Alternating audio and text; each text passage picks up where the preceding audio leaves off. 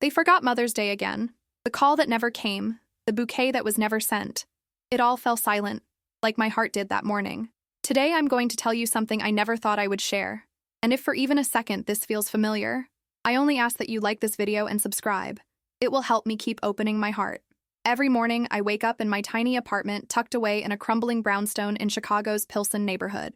The smell of roasting coffee beans from the street carts sneaks through my cracked window, mixing with the distant hum of the Blue Line train that carries everyone else to places they're needed. My routine is wearying.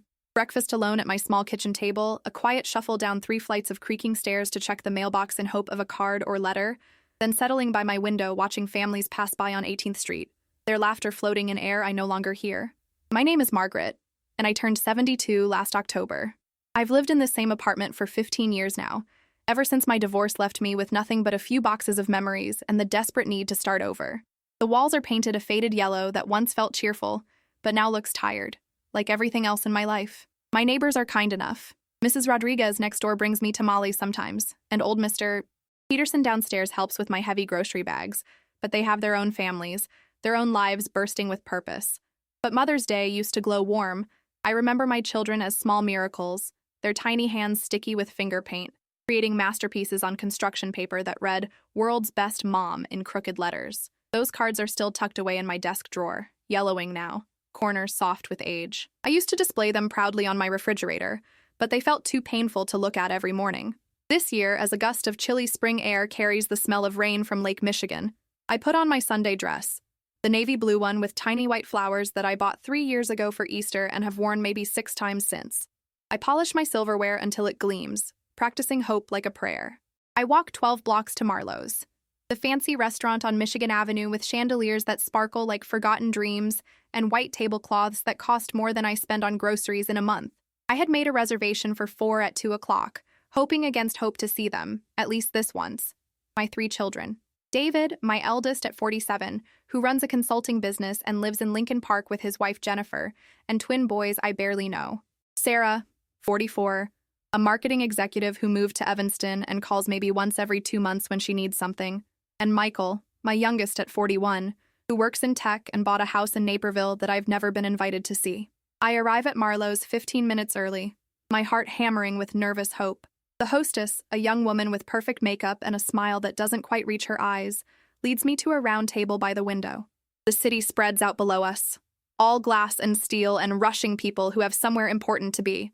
I order a glass of water and wait, adjusting my purse strap, smoothing my dress, checking my phone every 30 seconds like some desperate teenager. Then the text arrived, like a cold slap across my face. Just as I was studying the menu trying to decide what to order for my children, my phone buzzed. It was from David, sent to our family group chat. "Can't make it. Busy. Sorry. Maybe next year." The harsh little bubble of rejection burst like shattered glass inside my chest. I stared at the screen, reading those 7 words over and over, each time feeling them cut deeper. The waiter approached, young and eager, probably someone's son who calls his mother every Sunday. "Are we waiting for others to arrive, ma'am?" I looked up at him. This boy with kind eyes who didn't know he was witnessing the moment my heart finally understood what my mind had been trying to tell it for years. "No," I whispered, my voice barely audible above the gentle piano music floating through the restaurant. "It's just me." I stayed. God help me, I stayed and ordered the salmon and drank a glass of wine that tasted like loneliness. Around me, other families celebrated. A woman about my age sat with her daughter and 3 grandchildren, all of them laughing as the little ones presented handmade gifts. At another table, a son helped his elderly mother cut her food, speaking to her with such gentle patience it made my throat close up. The memories hit me like waves against the lakefront, my children as toddlers, their chubby fingers tangled in my hair as I read them bedtime stories. Sarah at 5 bringing me dandelions picked from our backyard in Indianapolis, calling them the most beautiful flowers in the whole world. Michael at 7, saving his allowance to buy me a coffee mug that said "Mom" in rainbow letters. David at 10, so proud when he made me breakfast in bed on his first attempt, burnt toast and runny eggs that I ate every bite of, telling him it was perfect. Those children grew up, but somewhere along the way, they forgot that I did too. That I was more than just the woman who gave and gave until there was nothing left. That I had dreams and fears and needs beyond their convenience.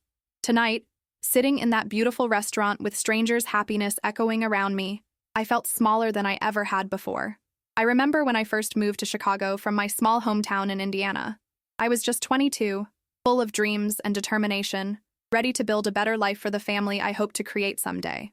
I found work washing dishes at a diner on North Clark Street, my hands red and raw from the scalding water, then picked up a second job answering phones at a small law office downtown. The money was tight, but I was young and strong and believed that hard work would eventually pay off. When I married Robert, he seemed like the answer to every prayer I'd whispered into my pillow those lonely nights in my studio apartment. He was stable, had a good job at the post office, and promised me the kind of life I'd only seen in magazines.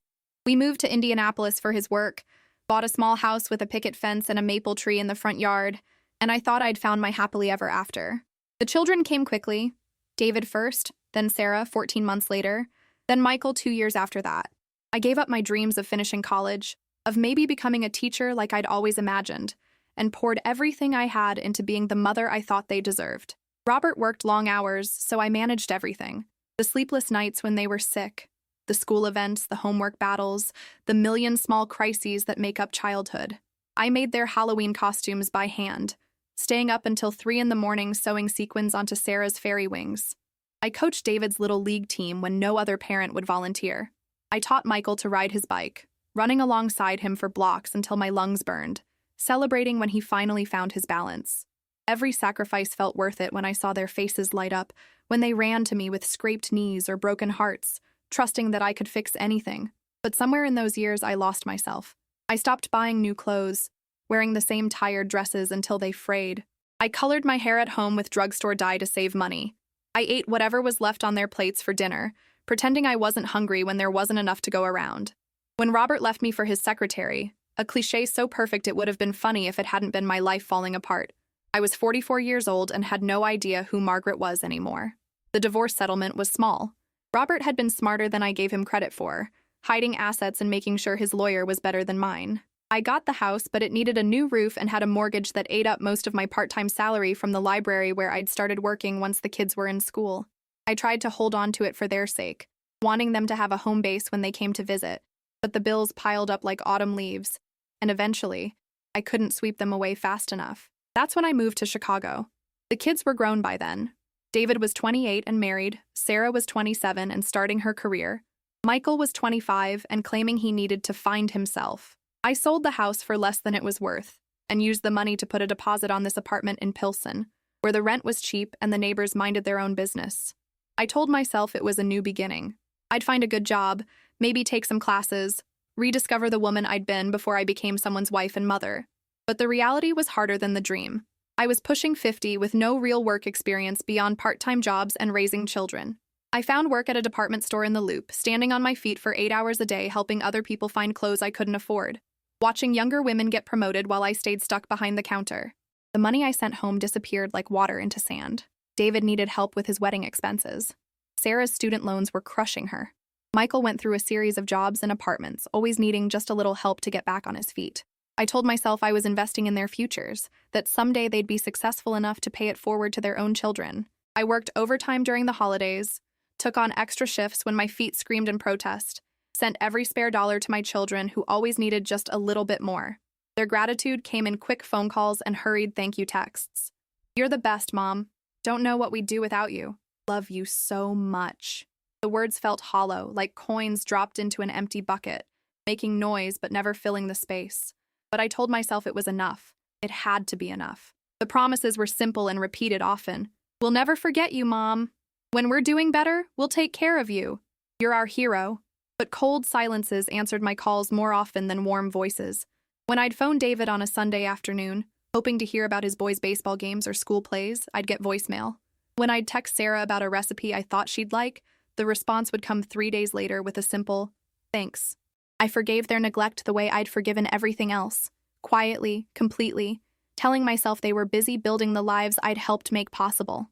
When Sarah snapped at me for calling too often, I apologized and called less. When Michael borrowed money and forgot to pay it back, I pretended it didn't matter. When David's wife Jennifer made it clear I wasn't welcome at their family gatherings, I smiled and said I understood. I became an expert at making excuses for them. They're under pressure at work. The kids keep them too busy. Traffic in Chicago is terrible. The economy is rough for young families. I had an explanation for every slight, every forgotten birthday, every canceled visit. I convinced myself that love meant never asking for anything in return, never making demands, never being a burden. But late at night, when the apartment was too quiet and the radiator clanged like a clock counting down to nothing, I'd lie in bed and wonder if they would notice if I disappeared. If the woman who had given them life had somehow become invisible in their world of soccer practices and mortgage payments and busy, important lives that had no room for a 72-year-old woman whose best days were supposedly behind her. Their neglect wasn't sudden. It crept in like winter in Chicago. So gradually you don't notice until you're shivering and can't remember when you were last warm. It was in the missed birthdays, when the day would pass without so much as a text message. It was in the forgotten calls, when I'd realized it had been 6 weeks since I'd heard any of their voices. It was in the faint excuses whispered like distant thunder. Always too busy, always next time, always sorry, but can't make it. I marked their absences like a prisoner marking days on a cell wall. Mother's Day, 2019, dinner alone. Christmas, 2019. Michael showed up for 2 hours, spent most of it on his phone. My 70th birthday. A card from David that arrived 3 days late. Easter 2020. The pandemic gave them the perfect excuse to avoid gathering, and somehow that excuse lingered long after restaurants reopened and life returned to normal. When I fell ill with pneumonia last winter, my fever climbing so high I could barely think straight, nobody checked in. The silence in my apartment was broken only by my labored breathing and the concerned knocking of Mrs. Rodriguez, who brought me soup and sat with me while I shivered under 3 blankets. She's the one who insisted I call an ambulance when my lips turned blue, the one who accompanied me to the hospital and waited in that fluorescent bright emergency room until the doctor said I'd be okay. Nobody else knew I was sick until I was already recovering. When I finally called David to tell him, his response was a distracted, "Oh, that's terrible, Mom. Glad you're feeling better. Listen, can I call you back? I'm in a meeting." Sarah expressed concern but never offered to visit. Michael sent a text. "Sorry to hear that. Make sure you take your meds." It was Mrs. Rodriguez who drove me home from the hospital, who checked on me every day for 2 weeks, who brought me groceries when I was too weak to shop. She's 75 and has 8 grandchildren who call her every Sunday, who fight over who gets to spend the most time with her, who would move mountains if she needed them to. Watching her with her family was like looking through a window at a life I'd never had.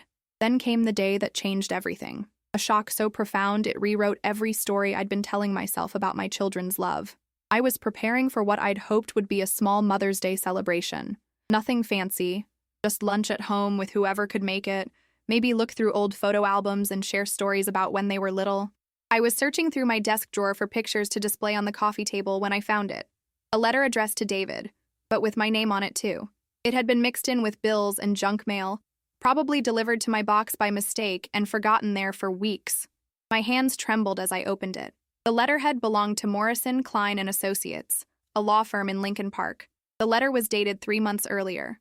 As I read the formal legal language, each word felt like a small knife cutting into my chest. "Dear Mr. Patterson," it began, "per your request, we have reviewed your mother's finances and family obligations. Our recommendation is to limit contact for financial stability and emotional boundaries. The monthly transfers you mentioned should cease immediately. We advise documenting all interactions for potential future proceedings regarding conservatorship should her mental acuity decline. Maintain minimal but cordial contact to avoid any appearance of elder abuse or abandonment, but protect your assets from further claims on your generosity." I read it 3 times before the words fully sank in. They had consulted a lawyer about me, about how to get rid of me while covering their tracks. The monthly transfers referred to the money I'd been sending. They had somehow convinced this lawyer that they were supporting me, when the opposite was true. They were planning for a day when they might need to take control of what little I had left. My breath came in short gasps. The paper fluttered to the floor as my hands shook uncontrollably. They hadn't just been pulling away from me emotionally. They had been strategically planning my funeral while I was still alive. Every canceled visit, every brief phone call, every excuse suddenly made perfect sense. They weren't busy with their lives. They were protecting themselves from mine. I stumbled to the kitchen and tried to pour myself a glass of water, but my hands were shaking so violently I dropped the cup. It shattered on the linoleum floor, glass spreading in a starburst pattern that somehow looked beautiful despite the destruction. As I knelt to pick up the pieces, a shard cut deep into my palm, and suddenly there was blood mixing with the tears I hadn't realized I was crying. The pain in my hand was sharp and immediate, but it was nothing compared to the crushing weight in my chest. 50 years of motherhood, reduced to a liability that needed to be managed. 3 children I'd carried in my body, nursed at my breast, loved with every cell of my being, and they saw me as a problem to be solved by a lawyer. I sat on the kitchen floor, blood dripping on the broken glass, and for the first time in my life, I let myself think the unthinkable. Maybe I don't owe them anymore. The thought terrified me. Without them, who was I? A lonely old woman in a crumbling apartment, working at a department store that would lay me off the moment they found someone younger and cheaper. A mother without children to mother. A grandmother whose grandchildren barely knew her name. But as I sat there bleeding, another thought whispered through the pain. Maybe being alone was better than being used. Maybe silence was better than being taken for granted. Maybe I deserved better than love that came with conditions and price tags and legal consultations. I cleaned up the glass and bandaged my hand, then walked to my bathroom mirror. The woman looking back at me was tired, broken, her eyes red with tears and fury and something that might have been hope. Her gray hair was pulled back in the same style she'd worn for 20 years, practical and forgettable. Her clothes hung loose on a frame that had grown thin from years of eating last and least. But there was something else there, something I hadn't seen in a long time, a spark of defiance. For the first time in decades, I was angry. Not the quiet, swallowed anger I'd carried for years, but a clean, bright fury that felt almost liberating. They had stolen my money, my time, my energy, my love, and tried to steal my dignity too. But that last theft, that was one I could stop. I folded away the old family photographs into a wooden box, closing the lid with a soft click that sounded like an ending. Tomorrow, I decided I would start asking questions. I would get copies of bank statements and see exactly how much of my savings had disappeared over the years. I would make appointments with my own lawyer, one who worked for me instead of against me. I would stop scheduling my life around their convenience and start remembering what Margaret wanted instead of what everyone else needed. But first, I would go to bed without calling anyone to check in, without sending a goodnight text, without apologizing for existing. For the first time in my adult life, I would go to sleep without worrying if I'd done enough for my children that day. The morning brought new courage, fragile but real. I called David first, my hands steadier than they'd been the night before. When he answered with his usual hurried greeting, I didn't waste time with small talk. "David, I need to ask you about a letter," I said, my voice calmer than I felt. "From Morrison, Klein and Associates." The silence that followed was long enough for me to hear my heartbeat in my ears. When he finally spoke, his tone had changed completely, from distracted to defensive. "Mom, I don't know what you're talking about." The letter about limiting contact with me for financial stability, I pressed on, amazed by my own boldness. "The one about protecting your assets from my claims on your generosity." Another pause. Then, "Mom, you're being paranoid. We love you. You're just misreading the situation." But I wasn't misreading anything anymore. I was finally reading clearly for the first time in years. "David, I've been sending you money for 20 years. How exactly are you protecting your assets from my claims?" The conversation devolved quickly from there. David denied everything, his voice taking on the patronizing tone he usually reserved for his employees. He suggested I might be confused, that maybe I should see a doctor about my memory. He accused me of going through his private mail, though he couldn't explain how his private mail had ended up in my apartment. Sarah's reaction was different but equally devastating. When I called her, she dissolved into tears immediately, sobbing about how hurt she was that I would accuse them of not loving me. "We're your family, Mom. How could you say that? How could you think we'd ever hurt you?" But through her tears, she never once denied the letter existed. She never explained why they'd felt the need to consult a lawyer about me. She just cried and made me feel like the villain in a story where I was the one who'd been betrayed. Michael was the most honest, in his way. When I confronted him, he got angry. Really angry in a way that told me everything I needed to know. "Jesus, Mom, can't you just let us live our lives without constantly needing something from us?" he snapped. "We're adults now. We have our own families, our own problems. We can't be responsible for making you happy all the time." "I'm not asking you to make me happy," I said quietly. "I'm asking why you needed a lawyer to help you get rid of me." "We're not trying to get rid of you," he said, but his voice lacked conviction. "We just needed some boundaries. You call all the time, you expect us to visit, you make us feel guilty when we have our own lives to live. Maybe some distance would be good for everyone." Distance! That's what they called it when they decided I was disposable. The conversations left me feeling hollowed out, like a gourd scraped clean. But in the emptiness, I found something unexpected: clarity. My children hadn't become distant and busy. They had actively sought legal advice on how to phase me out of their lives while protecting themselves from any responsibility for my well-being. They had been managing me like a business problem, carefully calculating how little attention they could give me before it became legally problematic. Only Sarah's daughter, my granddaughter, who went by the same name, seemed to understand what was happening. She was 24, a social work student at Northwestern University, with her grandmother's kind eyes and a heart that hadn't yet learned to harden against inconvenient love. When the family drama exploded into angry phone calls and accusatory text messages, she was the one who asked to meet me for coffee. We sat at a small cafe in her neighborhood, surrounded by other young people with their laptops and their dreams, and she held my hand while I told her about the letter. She didn't make excuses for her father and aunt and uncle. She didn't try to explain away their behavior or convince me I was overreacting. "I'm so sorry, Grandma," she said, and her tears felt more genuine than all of their explanations combined. "You deserve so much better than this." "I don't understand," I told her. "I gave them everything I had. How did I become the problem?" Sarah, young Sarah, my Sarah, looked at me with wisdom beyond her years. "Grandma, when people take and never have to give anything back, they start to resent the person they're taking from. It's easier to make you the villain than to face what they've become." Her words hit me like a revelation. All these years, I thought I was buying their love with my sacrifice. Instead, I was making it easier for them to stop loving me at all. That night, I made a decision that terrified me. I would stop trying to earn their affection. No more monthly checks to David for his unexpected expenses. No more emergency loans to Sarah for her cash flow problems. No more bailing Michael out of his latest career setback. No more birthday gifts that were never acknowledged, holiday cards that were never reciprocated, dinner invitations that were always declined. I would not cut them off entirely.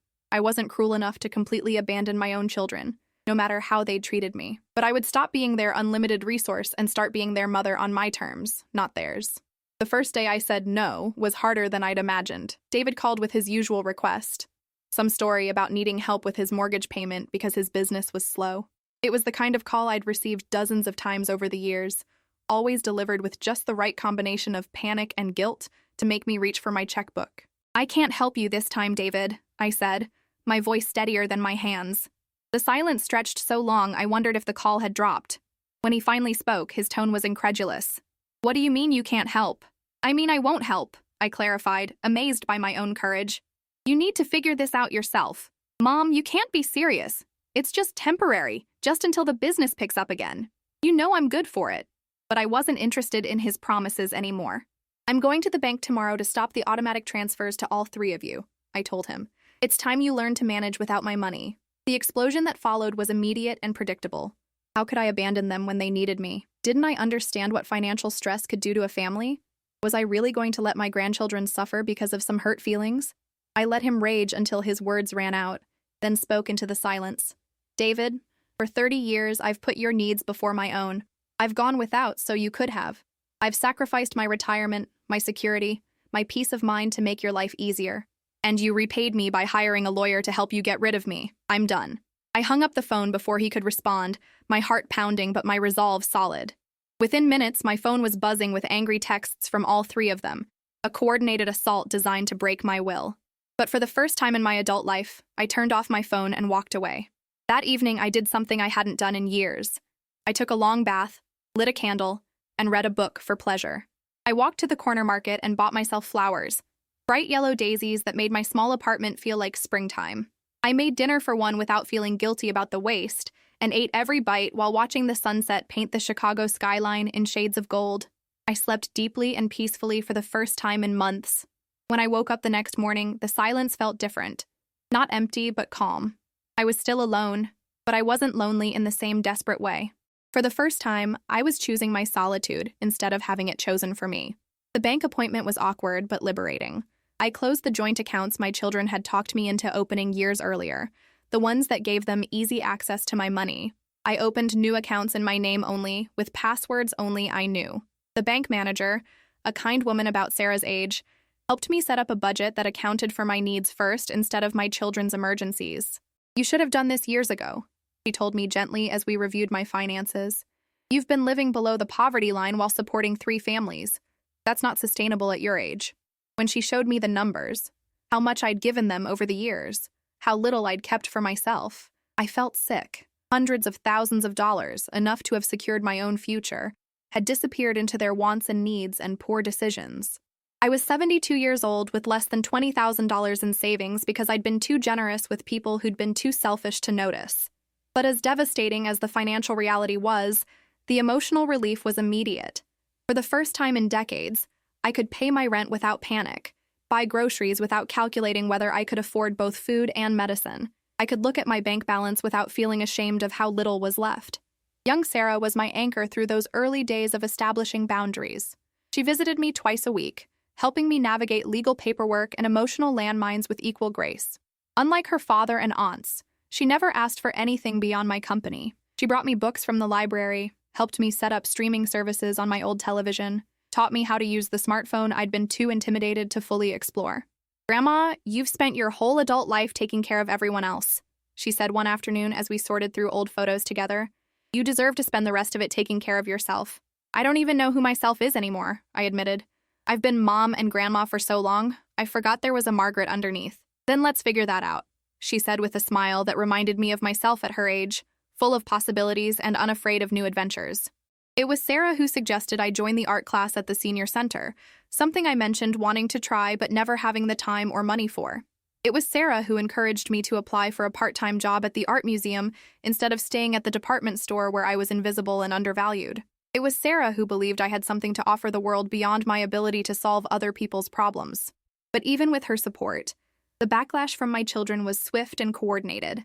They tried every manipulation tactic in their arsenal: guilt, anger, false promises, emotional blackmail.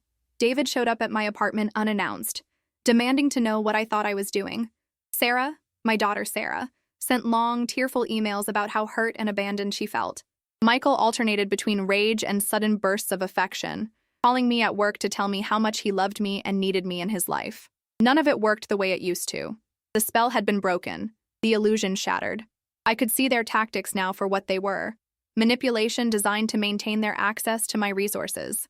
When they realized their usual approaches weren't working, they escalated to threats. "If you keep this up, you'll never see your grandchildren again," David warned during one particularly ugly phone call. "Is that really what you want? To die alone because you were too stubborn to help your own family?" The threat hit its target. The fear of dying alone had kept me compliant for years. But this time, instead of crumbling, I thought about young Sarah, about Mrs. Rodriguez, about the kind strangers who'd shown me more genuine care in recent months than my own children had in years. "David," I said quietly, "I'm already alone. Your threats can't take away something I don't have." The silence that followed told me he hadn't expected that response. When he spoke again, his voice was smaller, less confident. "Mom, please. We're your family. We love you." "Then show me," I said. "Not with words, not with promises, but with actions. Respect me or lose me." It was the first ultimatum I'd ever given my children, and the freedom of it was intoxicating. For 72 years, I'd been accommodating, understanding, endlessly flexible. I'd bent so far backward to meet their needs that I'd forgotten I had needs too. The family meeting they arranged was meant to be my intervention, but it became my declaration of independence instead. We met at a hotel restaurant downtown, neutral territory chosen to prevent me from making a scene in someone's home. They arrived together, presenting a united front, armed with talking points and prepared speeches about family loyalty and unconditional love. But I came prepared too. I brought copies of bank statements showing the money transfers, printouts of the legal letter, a folder full of evidence documenting years of broken promises and canceled plans. I placed everything on the table between us like cards in the kind of game nobody wants to play. "Before we start," I said, my voice calm and clear, "I want you to know that I love all of you. I always have and I always will. But love without respect is just another word for exploitation, and I won't be exploited anymore." David tried to take control of the conversation immediately, launching into a prepared speech about family obligations and how disappointed he was in my recent behavior. But for once, I didn't let him finish. "David, you hired a lawyer to help you get rid of me while making it look like you still cared. You don't get to lecture me about family obligations." Sarah dissolved into tears, as I'd expected she would. "Mom, how can you be so cruel? We're your children. We need you." "You need my money," I corrected. "You've made that very clear." Michael sat silent for most of the confrontation, arms crossed, jaw tight with barely contained anger. When he finally spoke, his words were sharp and ugly. "So what? You're just going to punish us for having problems? You're going to let your own grandchildren suffer because your feelings got hurt? Your children are not my responsibility," I said, and the words felt revolutionary coming out of my mouth. "They are yours. If you can't provide for them without raiding your elderly mother's savings, then you need to make different choices." The argument that followed was ugly and exhausting.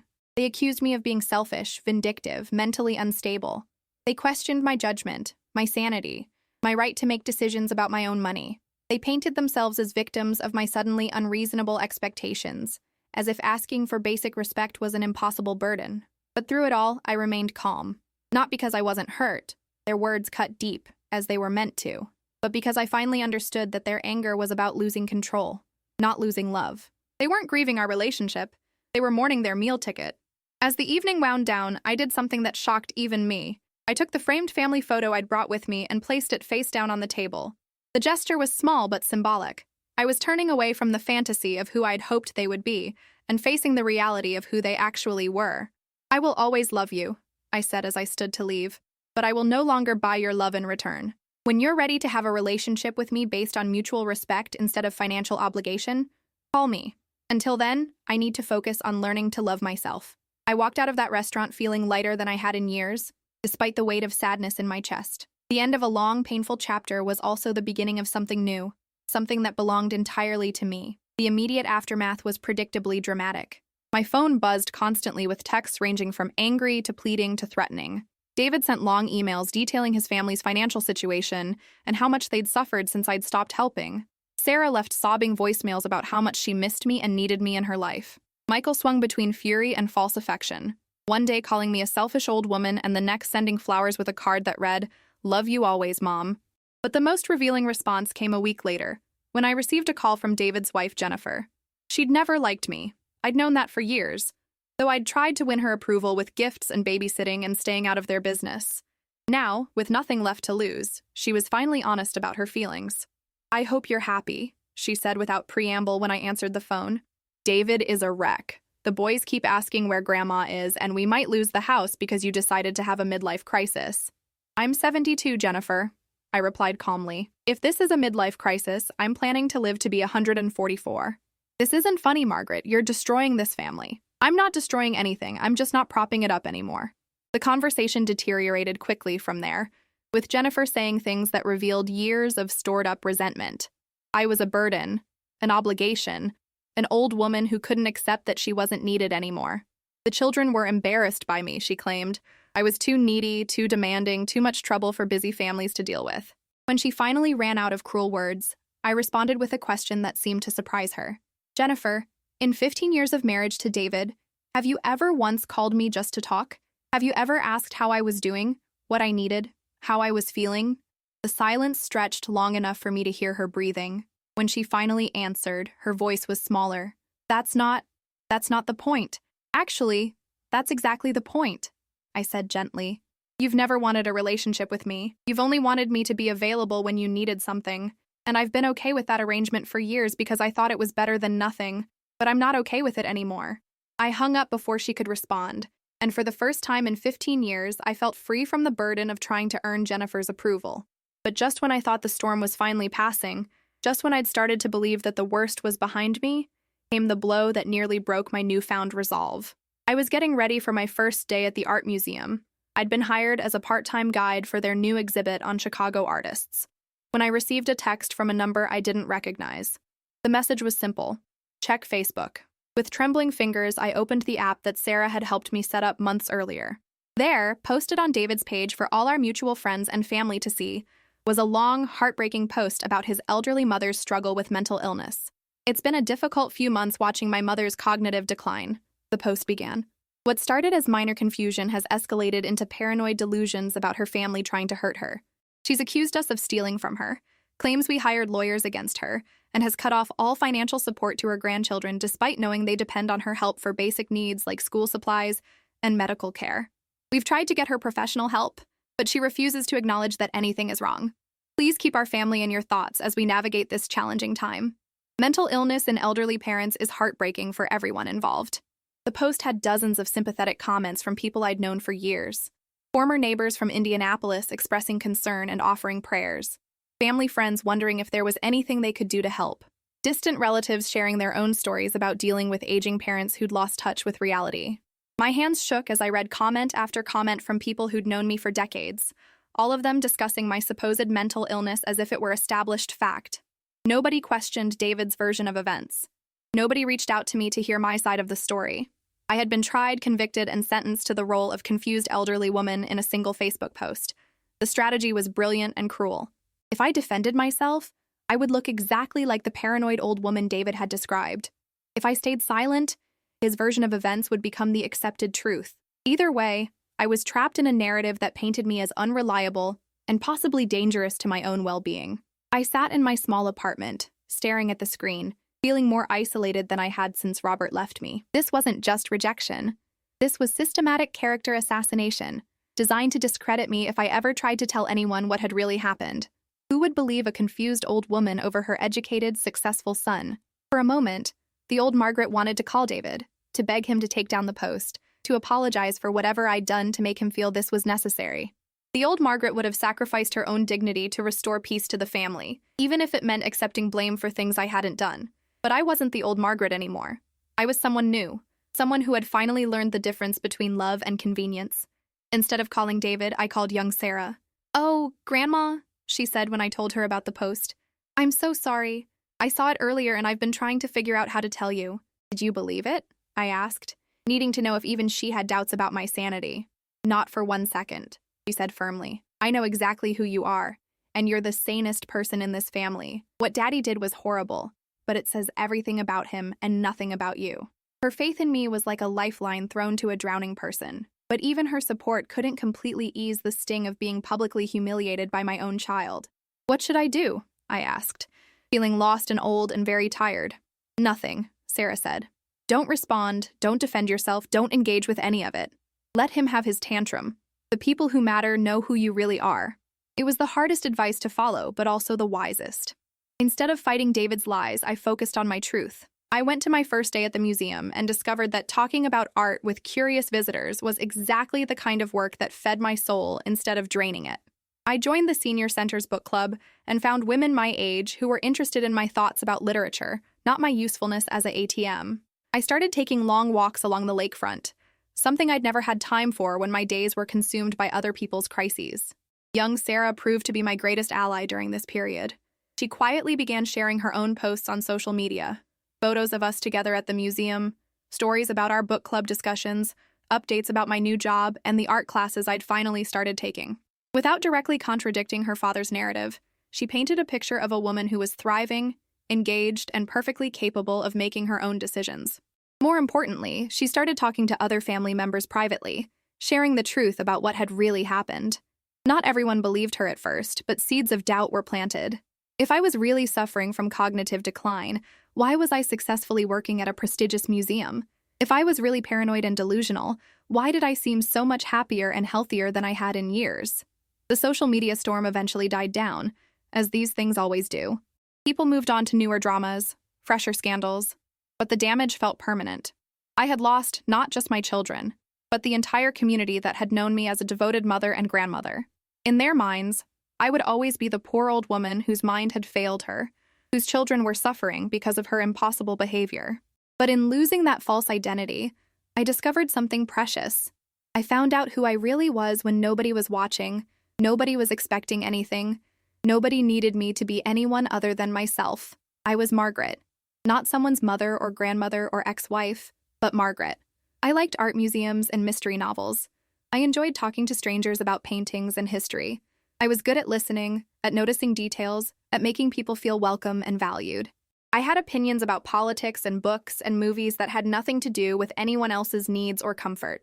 For the first time in my adult life, I had enough. Enough money, enough time, enough energy, enough peace. I wasn't rich, but I wasn't poor either. I wasn't surrounded by family, but I wasn't truly alone. I had chosen solitude over exploitation, dignity over convenience, and the trade felt more than fair. The transformation didn't happen overnight. There were still moments of doubt, still days when I missed the familiar patterns of worry and sacrifice that had defined my life for so long. There were times when I picked up the phone to call David or Sarah or Michael, only to remember that they didn't want to hear from me unless I was offering something they needed. But slowly, steadily, I built a new life that belonged entirely to me. I learned to cook for one without feeling wasteful, to go to movies alone without feeling embarrassed, to make decisions based on my own preferences instead of everyone else's expectations. I discovered that loneliness and solitude were not the same thing.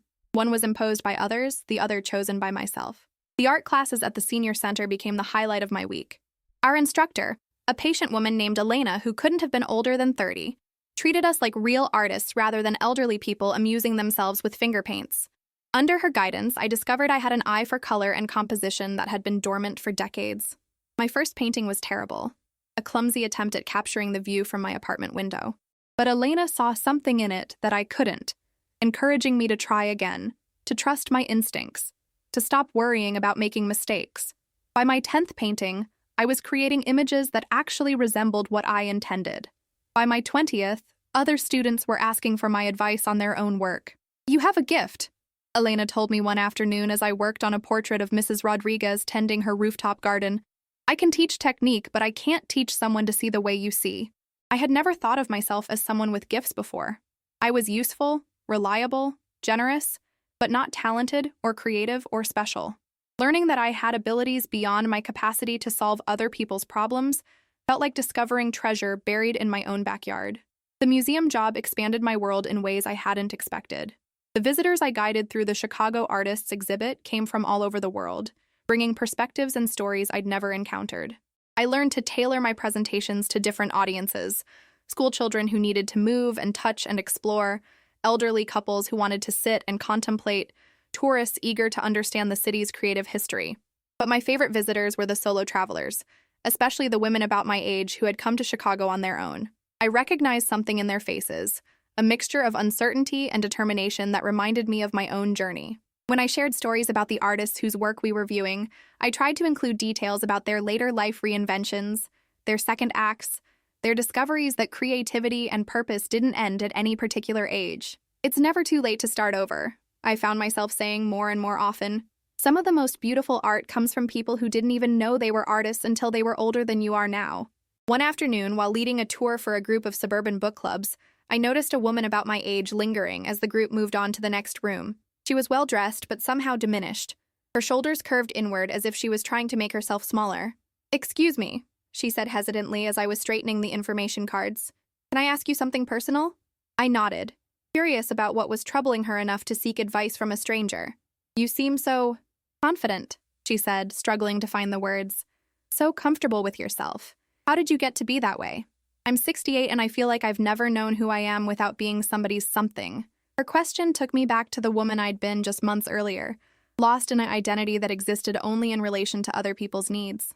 Without thinking, I found myself telling her my story. Not all of it, but enough to let her know she wasn't alone in feeling invisible and disposable. "The thing I learned," I said as we sat together on a bench facing a painting of a Chicago sunset, "is that other people will take as much from you as you're willing to give. And that's not their fault. It's yours for not knowing where your own boundaries are." She listened with the intensity of someone desperate for permission to value herself, and I saw my former self so clearly in her hunched shoulders and defensive posture. "But what if they stop loving you?" she asked, voicing the fear that had kept me trapped for so many years. "What if you say no, and they decide you're not worth the trouble? Then you find out who they really were," I said gently. "And you make room in your life for people who love you for who you are, not what you can do for them." We talked for another hour, sitting in that quiet gallery surrounded by images of a city constantly rebuilding itself, constantly becoming something new while honoring what came before. When she finally left, she hugged me with the fierce gratitude of someone who had been seen and understood. "Thank you," she whispered. "You've given me so much to think about." As I watched her walk away, standing a little straighter than when she'd arrived, I realized that my story might be useful to someone other than myself, not as entertainment or therapy, but as evidence that it was possible to start over, to choose dignity over convenience, to discover worth that didn't depend on other people's approval. Young Sarah had been encouraging me to write about my experiences, suggesting that other women my age might benefit from hearing about my journey. I'd resisted, partly out of humility, and partly out of fear that sharing my story would make me seem bitter or vindictive toward my children. But that encounter in the museum planted a seed of possibility. That evening, I sat down at my small kitchen table with a legal pad and a cup of tea and began writing. Not a memoir or a manifesto, but a letter to the woman I used to be and to all the women like her who were trapped in lives that served everyone except themselves. The words came slowly at first, then faster, as if they'd been waiting decades to be released. I wrote about the gradual erosion of self-worth that happens when love becomes transactional, I wrote about the difference between generosity and exploitation, between family loyalty and financial abuse. I wrote about the fear of being alone and the discovery that chosen solitude was preferable to demanded availability. But mostly, I wrote about the possibility of rebirth at any age, the courage required to disappoint people who had never really cared about your happiness, the extraordinary freedom that comes from finally putting yourself first. The writing became a nightly ritual.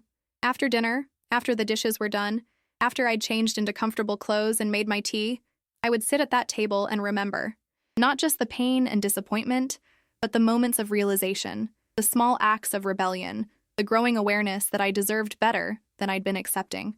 Some nights I cried while I wrote, mourning the years I'd lost to other people's priorities. Other nights I smiled, remembering the look on David's face when I'd first said no, the liberation of that hotel-restaurant confrontation, the peace of that first night I'd slept without worrying whether I'd done enough for my children that day. The story that emerged wasn't the one I'd planned to tell. I'd expected to write about betrayal and disappointment, about children who forgot their mother on Mother's Day and left her to eat alone in an expensive restaurant. But what I actually wrote about was discovery, of strength I hadn't known I possessed, of interests I hadn't had time to pursue, of a version of myself that existed independently of anyone else's needs or expectations. The restaurant where this story began, that Mother's Day dinner at Marlowe's where I'd sat alone with my broken heart and shattered expectations, had become a symbol in my mind, a monument to everything I'd lost and everything I'd discovered about the difference between being loved and being useful. But as spring turned to summer and my new life took shape, I realized I needed to revisit that place, not to relive the pain, but to measure how far I'd traveled from the woman who had waited there in her Sunday dress for children who never came. This time, I made the reservation for one. I dressed carefully, but not desperately. A new dress I'd bought for myself, in a color I liked rather than one I thought others would find flattering. I walked the same 12 blocks, but with different posture, different purpose. I wasn't hoping for anyone else's presence, I was celebrating my own. The hostess, perhaps the same young woman who had witnessed my humiliation months before, led me to a different table. Not the round one by the window where I'd waited for my children, but a smaller table in a quieter corner that seemed designed for contemplation rather than conversation. I ordered the salmon again, and a glass of wine to accompany it. But this time, the food tasted like celebration rather than consolation. I watched the other diners around me, families, couples, friends, without the desperate longing that had consumed me before. Their happiness was theirs, mine was mine. Neither diminished the other. As I was finishing my meal, lost in thoughts about how much had changed since my last visit, someone approached my table. A woman about my age, elegantly dressed, with silver hair that caught the light from the chandelier above us. "Excuse me," she said with a slight accent I couldn't place. "Would you mind if I joined you? I'm eating alone as well, and you seem like someone who might have interesting stories." I was so surprised by the request that I nearly said no out of habit. I wasn't used to being sought out as interesting company. But something in her manner, confident but not presumptuous, made me nod toward the empty chair. "I'm Claudia," she said as she settled across from me, "and I have a confession to make. I've been watching you since you arrived, and you have the most peaceful expression I've seen in any restaurant in this city. I'm visiting from San Francisco, and I've been sitting alone in expensive restaurants for 3 months now, trying to figure out who I am without my late husband. You're the first person who's looked like you actually wanted to be dining solo."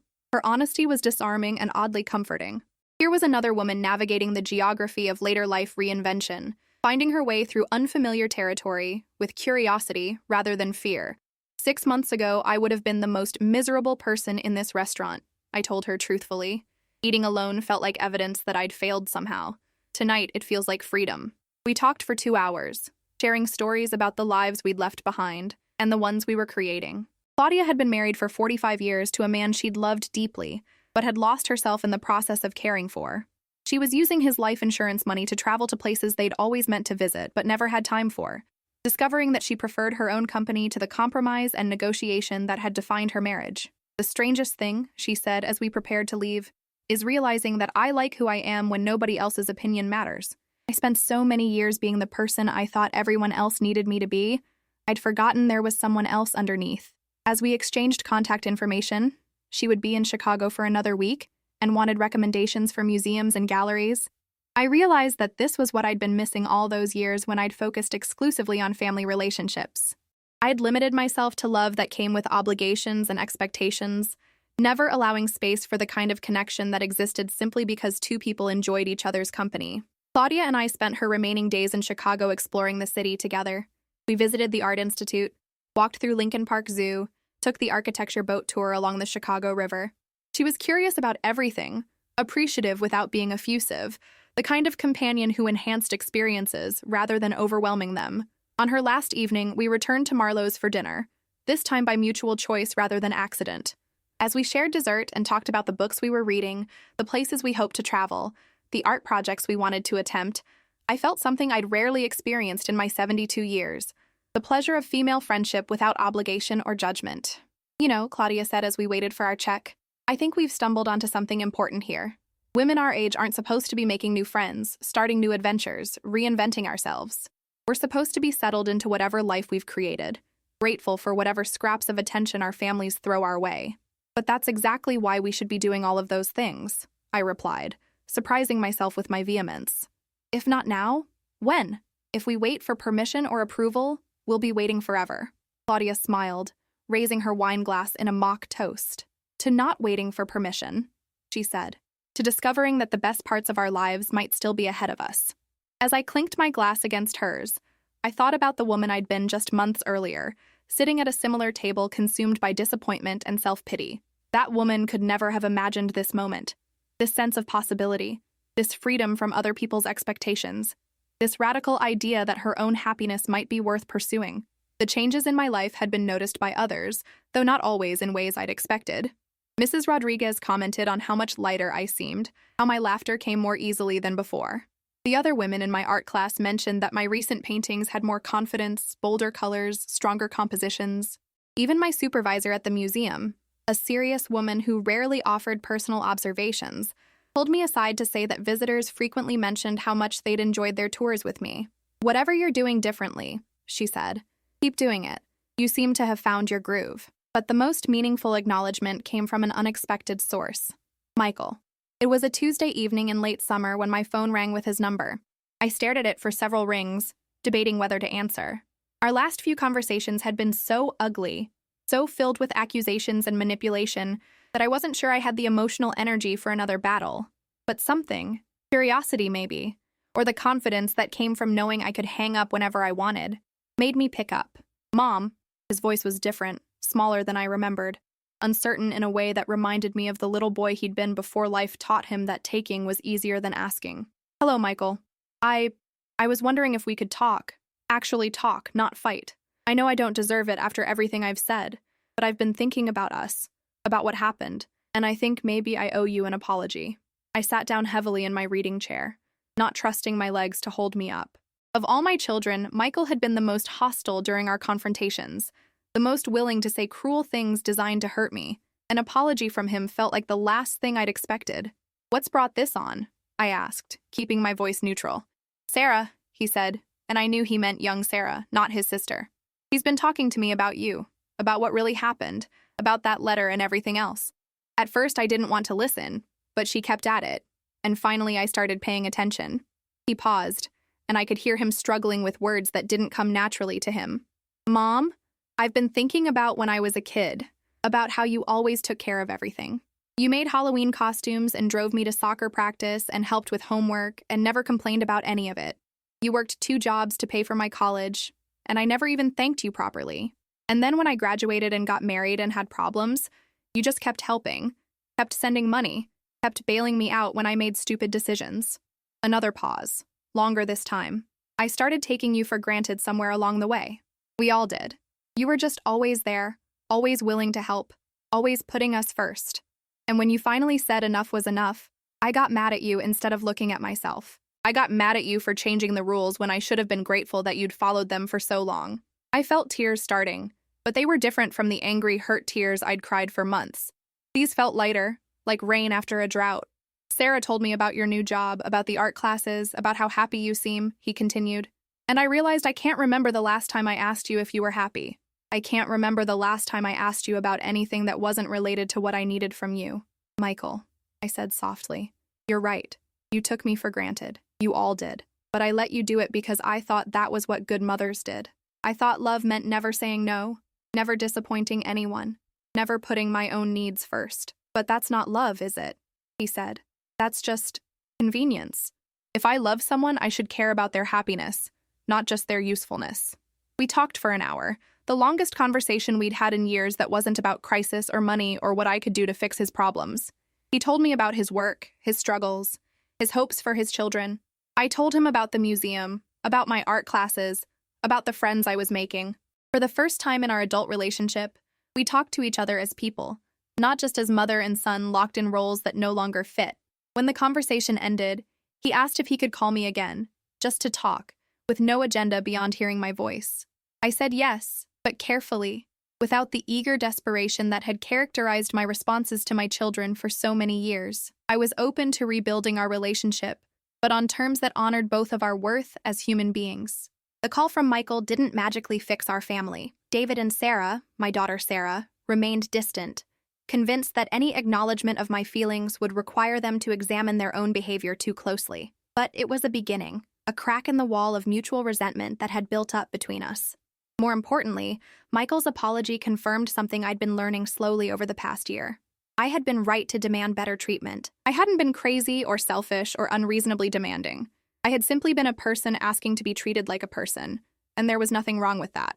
As autumn arrived in Chicago, painting the city in shades of gold and crimson that reminded me of the paintings I'd been creating, I found myself reflecting on the year that had passed since that devastating Mother's Day. The woman who had sat alone in Marlowe's, heartbroken and humiliated by her children's indifference, felt like a character from someone else's story. I was still alone in many ways. My relationship with two of my children remained fractured, possibly permanently. I still lived in the same small apartment, still worked part-time to make ends meet, still had more years behind me than ahead of me. But loneliness no longer felt like failure. It felt like choice, like the space I'd created for new possibilities to take root. The art classes had led to other opportunities. Elena had encouraged several of us to apply for a group show at a local gallery, and to my amazement, they'd accepted 3 of my paintings. The opening reception was small and not particularly prestigious, but seeing my work hanging on professional walls, watching strangers pause to study something I'd created, felt like validation of a part of myself I'd never known existed. Young Sarah attended the opening, bringing flowers and a pride in her grandmother that felt genuine and uncomplicated. We stood together in front of my favorite piece, a painting of the view from my apartment window at sunset, the city spreading out below in warm colors that suggested possibility rather than isolation. And I felt the kind of satisfaction that comes from creating something yourself instead of facilitating someone else's creation. "I'm so proud of you, Grandma," she said, and her words carried weight because they were based on achievement rather than obligation, on what I'd become rather than what I'd given. The gallery show led to an invitation to teach basic painting classes at the senior center, which led to conversations about organizing art tours for elderly residents of assisted living facilities. Each opportunity built on the last, creating a life with purpose that belonged entirely to me. But perhaps the most significant change was internal. I had learned to recognize the difference between loneliness and solitude, between being abandoned and being free. When I woke up in the mornings, my first thought wasn't about what I owed someone else or who might need something from me. It was about what I wanted to do with the day ahead, what would bring me joy or satisfaction or growth. I had learned to say no without guilt, to make decisions based on my own preferences, to spend money on things that mattered to me, rather than things that mattered to other people. I had discovered that I liked mystery novels and foreign films and spicy food and long walks in the rain. I had opinions about politics and art and books that existed independently of anyone else's approval. Most importantly, I had learned that love, real love, enhanced rather than diminished the people it touched. The relationships that survived my transformation were the ones that had been based on genuine affection rather than mutual convenience.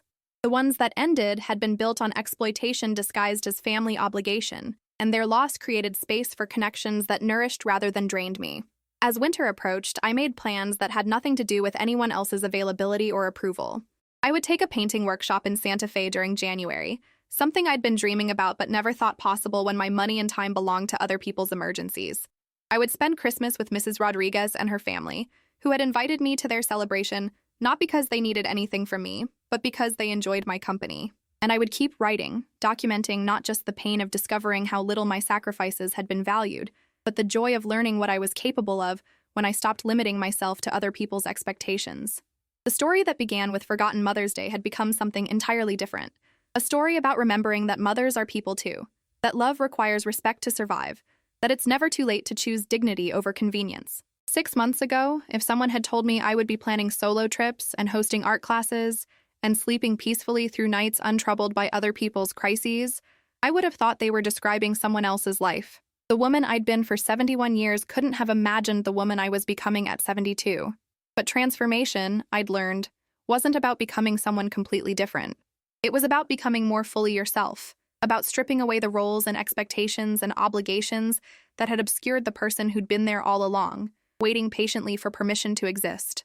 On a crisp December evening, as snow began to dust the Chicago streets and holiday lights twinkled in windows up and down my block, I sat in my small apartment, surrounded by paintings I'd created, books I'd chosen, furniture I'd arranged for my own comfort rather than someone else's approval. Young Sarah was visiting, helping me wrap packages for the art supplies I was giving to my students, and we were talking about her plans for graduate school, her boyfriend, her hopes for the future. "Grandma," she said suddenly, looking up from the ribbon she was curling, "can I ask you something?" "Of course, sweetheart. Do you ever regret it? Standing up to Dad and Aunt Sarah and Uncle Michael? Do you ever wish you'd just kept things the way they were?" I considered her question carefully. The losses had been real and painful. 3 of my children remained distant, their children growing up without knowing me, family gatherings continuing without my presence. There were moments when the old loneliness crept in, when I missed even the illusion of being needed and valued. But then I thought about the woman I'd been a year ago, exhausted, anxious, constantly worried about other people's problems, living in a state of perpetual emotional and financial insecurity because I couldn't say no to people who had learned they didn't need to ask nicely. "Sarah," I said finally, "for 50 years I gave everyone else permission to treat me however they wanted, as long as they occasionally said they loved me. I thought that was what good mothers did. But love without respect isn't really love at all. It's just a transaction where one person gives everything and the other person takes everything, and everyone pretends that's normal." I paused, watching the snow fall past my window, each flake unique and temporary and beautiful in its brief journey toward the earth. I spent most of my life being afraid that if I demanded better treatment, I'd end up alone. And you know what I discovered? I was already alone. I was alone in the middle of a family that saw me as a resource instead of a person. At least now when I'm alone, it's because I chose to be, not because people only want me around when they need something. Young Sarah nodded, her expression thoughtful. "I think you're braver than you know, Grandma. Most people never find the courage to start over, especially not at your age. I'm not brave, sweetheart. I'm just tired of being taken for granted.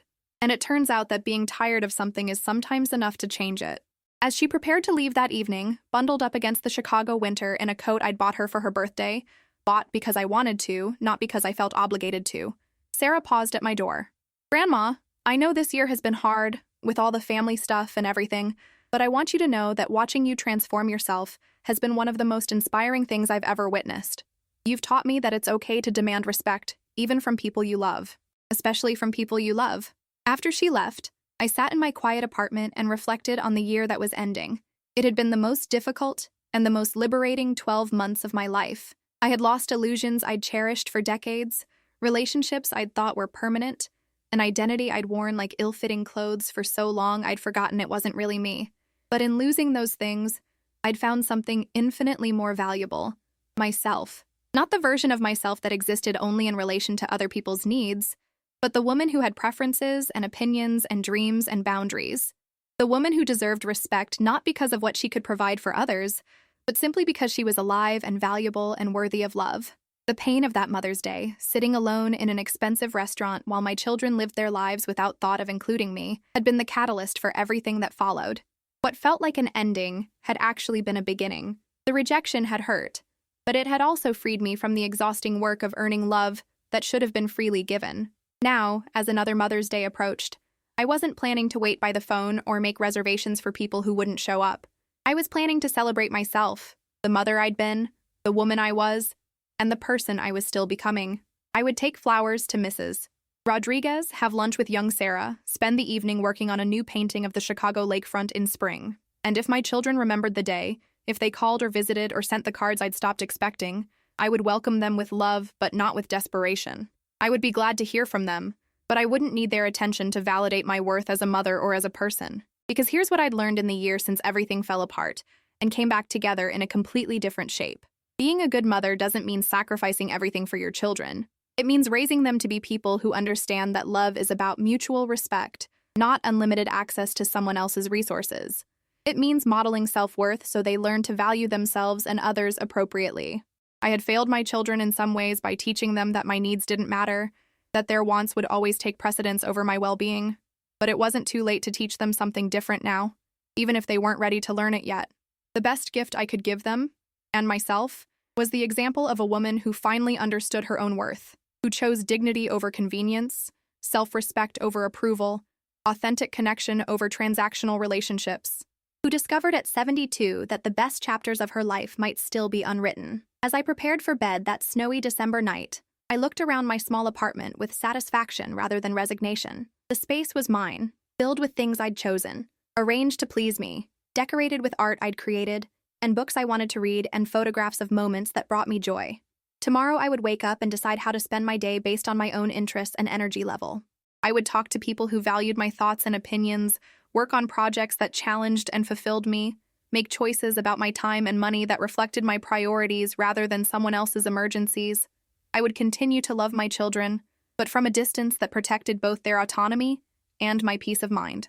I would hope for reconciliation, but not arrange my life around its possibility.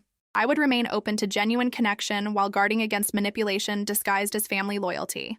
And I would keep telling this story to other women who might recognize themselves in the exhausted mother I'd been, to anyone who had ever wondered if it was too late to start over, to every person who needed permission to value themselves enough to demand better treatment from the people who claimed to love them.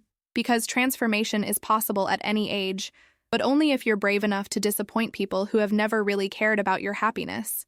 Only if you're willing to trade the familiar pain of being taken for granted for the uncertain joy of discovering who you are when nobody else's opinion matters. Only if you're ready to stop buying love and start insisting on respect instead. The woman who had sat alone in Marlowe's on Mother's Day, heartbroken and humiliated, had been lost. But sometimes you have to get lost before you can find yourself. Sometimes the map you've been following leads to a place you don't want to be, and the only solution is to throw it away and trust yourself to find a better destination.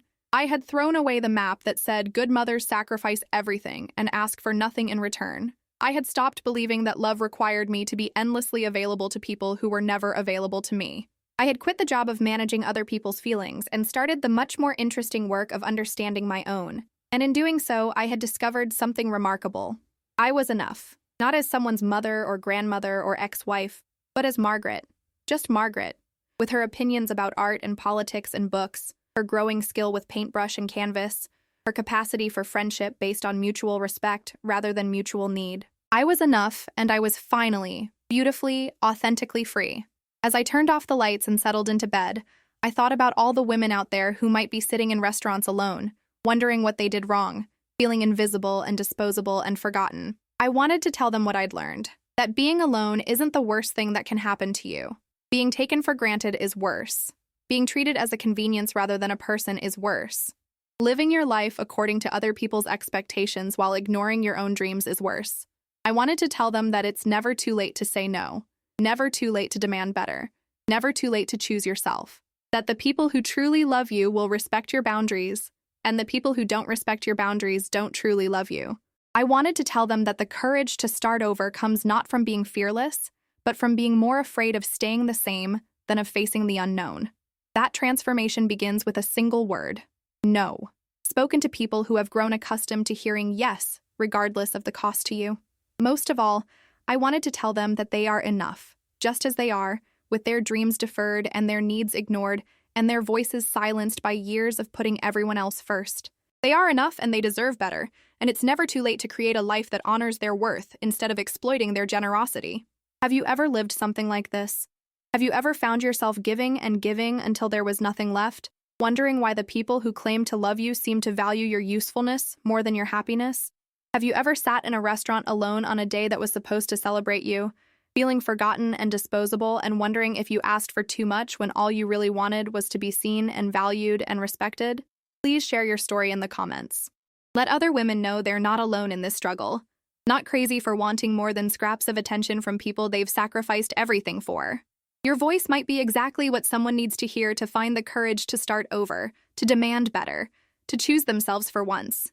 And if this story touched your heart, if it felt familiar in ways both painful and hopeful, please like this video and subscribe. Share it with someone who needs to hear that it's never too late to transform their life, never too late to discover their worth, never too late to choose dignity over convenience. Because stories like these need to be told. Stories about women who found the courage to disappoint people who had never really cared about their happiness. Stories about transformation that happens not in spite of age, but because of the wisdom that comes with years of experience. Stories about the radical act of loving yourself enough to stop accepting less than you deserve. Your story matters. Your transformation is possible. And you, exactly as you are right now, are enough.